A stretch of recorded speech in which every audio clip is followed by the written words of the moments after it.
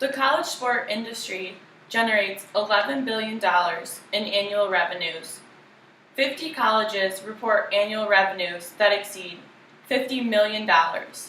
Meanwhile, 5 colleges report annual revenues that exceed $100 million. The NCAA recently sold broadcast rights to its annual men's basketball tournament for an upwards of $770 million per season. And the Big Ten Conference has launched its own TV network that sells airtime to sponsors during the broadcast of its football and men's basketball games. Now that I've got your attention, wouldn't you like to know where that money goes? These college sports revenues are passed down to NCAA executives, athletic directors, and coaches in the forms of salaries. Now, the argument is, shouldn't college athletes receive some of this money? No, they shouldn't. The foundation and basic idea of college athletics is that the athletes are amateurs. The NCAA president says that first and foremost, the participants in college athletics have to be full-time students at their universities participating in sport. And second, that they are amateurs, and that they are not professionals. Former college athletes have filed lawsuits against the NCAA, stopping them from using their likeness or image in advertising and merchandise.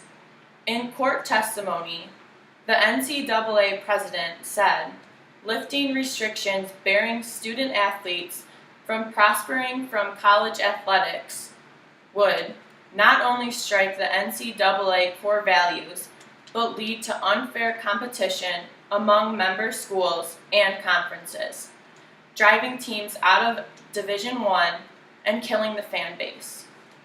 He continues to say, now you've moved into the realm where you are compensating a student athlete for someone other than being a student. You've moved into pay to play, meaning any benefit above and beyond the cost of being a student crosses the line. This could lead to student athletes being paid for endorsements. In other words, they are getting paid for endorsements, not in college as a student who is learning. This moves them into professional status and goes against the foundation of amateur athletes. As it stands now, the benefits of a student athlete receives are all related to student expenses and their costs. Some say that student athletes bring billions to universities and colleges but receive nothing for themselves. Well, that just isn't true. Student athletes receive scholarships including free tuition, free housing, free books, free food, free tutoring, and even free transportation to and from games. They even benefit from coaching, training, game experience, and media exposure. Another reason student athletes should not be paid is because student athletics are governed by the NCAA, so any solution would have to be applied to all of the students. Although every athlete isn't worth the same to a university, they still have to be treated equally by the NCAA. For example, say you have a U of M quarterback and a U of M women's fencing player. They would both have to be paid the same amount of money, except they are not worth the same. People pay more money to see big players, and the football games are televised, which generates more money for the school and increases school attendance and the profile for a school. On the other hand, women's fencing at U of M doesn't generate the same amount of money. The people who are arguing that college athletes should be paid are really focusing on a small group of elite male athletes who will probably enter the pros after graduating, sign a contract, and earn millions of dollars, while the rest of the students will graduate college with a degree, try to get a job, so that they can start paying off their massive student loan debt. So, why should one college athlete be treated better than the other? College athletes also already have a benefit of having teachers make allowances and special rules for them, such as extended due dates, how long they have to complete an assignment, the number of absences and tardiness, they grade easier, and scheduling benefits. In many situations, being a student athlete is a choice. As someone who was a student athlete, I made the choice to quit playing soccer so that I could focus on completing a nursing degree. The real reason majority of student athletes are in college is to get an education and not go to the pros. So say college athletes were to get paid.